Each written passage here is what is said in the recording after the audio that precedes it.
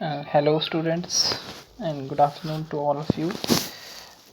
कल हमने बात की थी टीचिंग एज अ प्रोफेशन, शिक्षण एक व्यवसाय के रूप में। आज हम बात करेंगे professional ethics for teachers. Mean जो व्यावसायिक, जो आप बोल सकते हो कि कोड्स होते हैं, कोड ऑफ कंडक्ट टाइप जैसे बोल सकते हो कि रूल्स जो है वो टीचर के कौन कौन से होने चाहिए, या फिर code of ethics for professional teachers.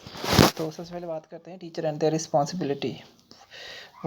Whoever adopts teaching as a profession assumes the obligation to conduct himself in accordance with the ideals of the profession। जो भी लोग एक शिक्षण को एक व्यवसाय के रूप में अपनाता है तो उसे अपने कर्तव्यों का पालन, जो भी है टीचिंग के जो आइडियल्स होते हैं उसके अंडर रह के करना पड़ता है। Teacher is constantly under the scrutiny of his student and the society at large. जो एक अध्यापक है वो हमेशा अपने स्टूडेंट और सोसाइटी की स्क्रूटनी का मतलब होता है कि छानबीन, आप बोल सकते हैं जांच के अंडर होता है। Therefore every teacher should see that there is no incompatibility between his precepts and practice. तो कोई भी हर एक टीचर को क्या देखना चाहिए कि कोई भी इनकम्पैटिबिलिटी नहीं होनी चाहिए। मीन्स आप बता तो कि एक टीचर है कंपैटिबल होना चाहिए in his job. The profession further requires that the teacher should be calm, patient, and communicative by temperament and amiable, social friendly in disposition, means character और टेम्परामेंट। तो क्या बोलते हैं कि जो टीचिंग प्रोफेशन है ये क्या, और इसमें और क्या चाहिए टीचर को, कि टीचर कैसा होना चाहिए, काम होना चाहिए, पेशेंट होना चाहिए और कम्युनिकेटिव होना चाहिए बाय टेम्परामेंट, ठीक है, एंड एमिएबल होना चाहिए सोशली और फ्रेंडली, और डिस्पोजिशन इन करेक्टर और टेम्परामेंट। टीचर शुड, कि अध्यापक को क्या होना चाहिए, adhere to responsible pattern of conduct expected of them by community. कि जो भी कंडक्ट, जो भी कम्युनिटी के द्वारा जो कोड्स और ऑफ कंडक्ट बनाए जाते हैं उसको पालन वो करें। Manage there private affairs in manner consistent with the dignity of the profession. और जो भी उसके अपने निजी कामकाज है उसको अपने व्यवसाय के साथ इस तरह से एडजस्ट करे कि उसका व्यवसाय भी क्या है, अफेक्ट उससे ना हो। Seek to the make professional growth continuous through study and research. और कंटिन्यूस स्टडी और रिसर्च से क्या है वो अपने प्रोफेशन को और ज़्यादा ग्रो कर सके। मीन्स अपनी फील्ड में और ज़्यादा स्टडी कर सकता है और ज़्यादा रिसर्च कर सकता है कि अपनी जो प्रोफेशन को और कैसा वो डेवलप करे। Express free and frank opinion by participation at professional meeting, seminar, conference etcetera. और ये क्या है, जैसे जितने भी सेमिनार्स हैं, मीटिंग्स हैं, कॉन्फ्रेंसेस होती हैं, उसमें ज़्यादा से ज़्यादा पार्टिसिपेट करके अपने आप को एक्सप्रेस कर सके और एक फ्रैंकली मीन्स अपने जो भी उसमें किसी कोई होता है कि कोई शाई नेचर का होता है तो उसको वो दूर कर सके। Maintain active membership of professional organisation and strive to improve education and professional through them. तो क्या है, जो भी प्रोफेशनल ऑर्गेनाइजेशन है उसमें एक्टिवली पार्टिसिपेट करे वो एज अ मेंबर। फिर perform their duties in the form of teaching, tutorial, practice and seminar work. और अपनी ड्यूटीज़ को परफॉर्म करे वो in the form of teaching, tutorial work and seminar work. cooperate and assist in carrying out functions relating to the educational responsibility of the college and the university, such as assisting and appraising application for admission। तो इस तरह से सारे task वो करे। Participate in extension, को curricular and extra curricular. तो participate करे वो एक्सटेंशन वाली एक्टिविटीज़ में, को करिकुलर और एक्स्ट्रा को करिकुलर एक्टिविटीज़ जो होती है, विच इंक्लूडेड कम्युनिकेटिव सर्विस, जिसमें समुदाय की सेवा भी इंक्लूडेड होती है। फिर आता है टीचर एंड द स्टूडेंट। कि टीचर का जो एथिक्स है वो टीचर स्टूडेंट का वो क्या है, teacher should respect, number 1 respect the right and dignity. जो क्या है, रिस्पेक्ट करे उनके अधिकारों और डिग्निटी को of the student in expressing his और हर ओपिनियन। कि वो अपना ओपिनियन और जो भी एक स्टूडेंट का ओपिनियन होता है एक्सप्रेस, उसको वो पूरा क्या है डिग्निफाई कर सके। मीन्स उसको वो डिनाई ना करे कि हाँ ये चीज़ गलत है। अपना ओपिनियन हर एक स्टूडेंट को वो रखने दे। Deal justified impartially with student. और टीचर स्टूडेंट के साथ वो पार्शल ना हो with regard to their religion, caste, political, economical background etcetera और फिजिकल कैरेक्टरिस्टिक्स। मीन्स अगर कोई सांवला है, कोई गोरा, इस तरह से मतलब भेदभाव नहीं होना चाहिए। Recognise the difference in aptitude and capabilities among student and strive to meet their individual needs. और क्लासरूम में जो इंडिविजुअल डिफरेंस अक्कर करते हैं उसको भी क्या है वो रिकॉग्नाइज कर सके और उसी हिसाब से बच्चों को उनकी इंडिविजुअल नीड्स को डील करने में हेल्पफुल हो सके। फिर आता है encourage student to improve their attainments, develop their personalities and at the same time contribute to the community welfare. और स्टूडेंट को इनक्रेज करे वो to improve their attainment, to जो भी वो अटेन करे उसको इम्प्रूव करने में, उनकी पर्सनैलिटी को डेवलप करने में, और सेम टाइम में क्या है कम्युनिटी का जो भी उनका कंट्रीब्यूशन है कम्युनिटी वेलफेयर के लिए उसमें भी पार्ट वो क्या है हेल्पफुल हो सके. Inculcate among student scientific outlook and respect for physical labour and ideals of democracy, patriotism and piece.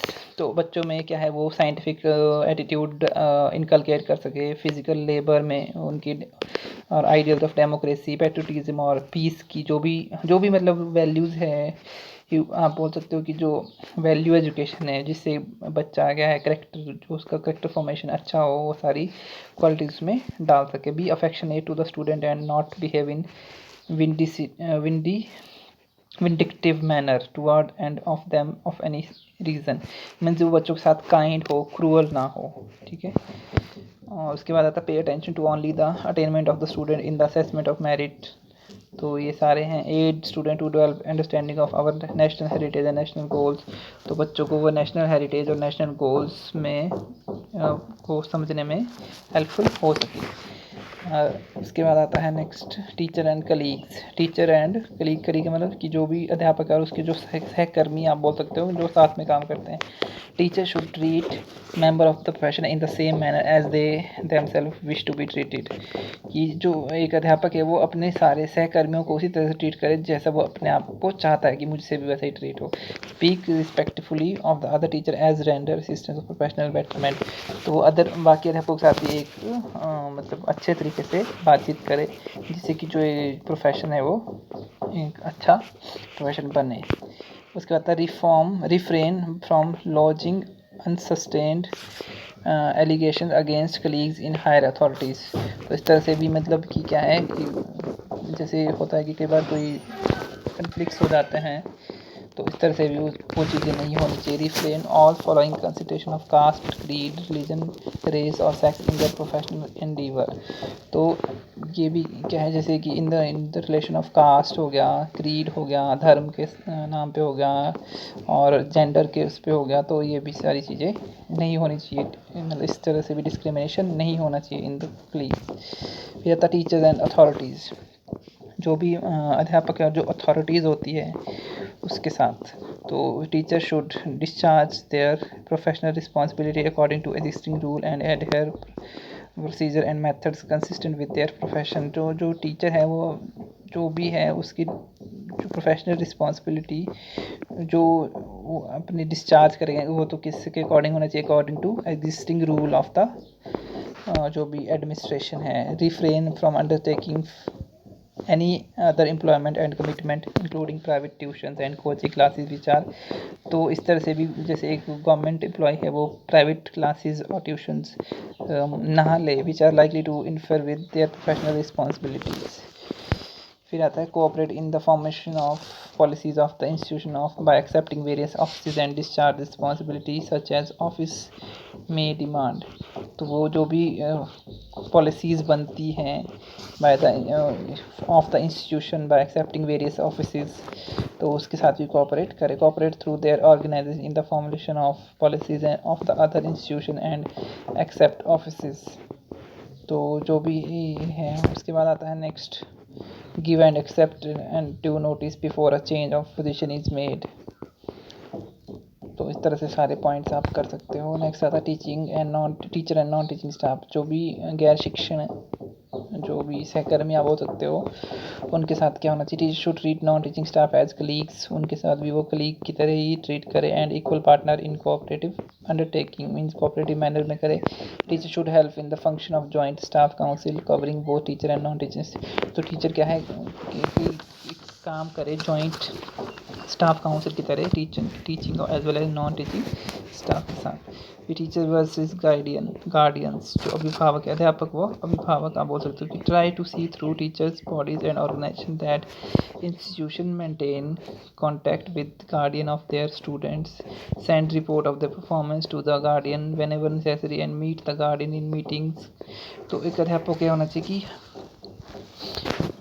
हर एक चीज़ को देखना चाहिए कि जैसे जो भी संस्था है उसके साथ वो अभिभावक के साथ कैसे जुड़ी है, हर एक स्टूडेंट की हर एक चीज़ की रिपोर्ट गार्डियन को दें, और जो भी मीटिंग्स होती हैं उनकी परफॉर्मेंस से रिगार्डिंग, बच्चों के परफॉर्मेंस से रिगार्डिंग उनसे मीटिंग करें गार्डियन के साथ, उनको बताएं कि कहाँ किस तरह से बच्चा और ज़्यादा इम्प्रूव कर सकता है, कहाँ बच्चा वीक रह रहा है, तो मतलब आइडियाज़ को भी एक्सचेंज कर सके mutually for the benefit of the institution, जिससे इंस्टीट्यूशन तो बेनिफिट होगा ही होगा, एज वेल एज सोसाइटी भी बेनिफिटेड होगी, और स्टूडेंट तो होगा ही होगा। टीचर एंड सोसाइटी, अध्यापकों आप बोल सकते हो समाज, recognise that education is public service, ये रिकोगनाइज करके कि जो शिक्षा है वो सामाजिक प्रक्रिया, पब्लिक सर्विस है, सार्वजनिक आप बोल सकते हो कि सेवा की तरह है।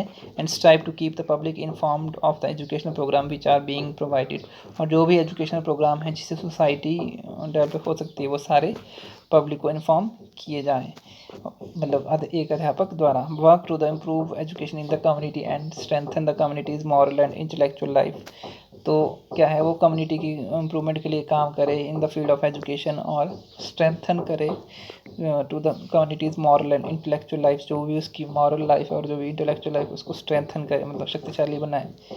Be aware of social problem, और जो भी हमारे सामाजिक बुराइयां होती है उसके साथ उनको उनके प्रति एक अध्यापक को जागरूक होना चाहिए। In such a way activities and would be conducive in the progress of society and hence the country as a whole, जिससे कि जो कि सोसाइटी की प्रोग्रेस में बाधा बनती है, आप बोल सकते हो, और जो भी जिससे एक सोसाइटी क्या है आसानी से, मतलब ऐसी समस्याओं के साथ वो जागरूक होना चाहिए कि जिनको दूर करके एक सोसाइटी क्या है, हमारी सोसाइटी क्या डेवलप होगी, और नेशन भी और कंट्री भी डेवलप होगी। Perform the duties of citizenship, participate in community activities, एक नागरिक की सारी कर्तव्य को निभाए, और जो भी समुदाय की जो भी एक्टिविटीज़ होती हैं उनमें वो पार्टिसिपेट करें। तो ये सारे पॉइंट्स थे स्टूडेंट्स। सो ये these are the professional ethics of the teacher. बाकी मैं आपको नोट्स दे दूँगा अगर आपको चाहिए होंगे। So that's all for today, thank you.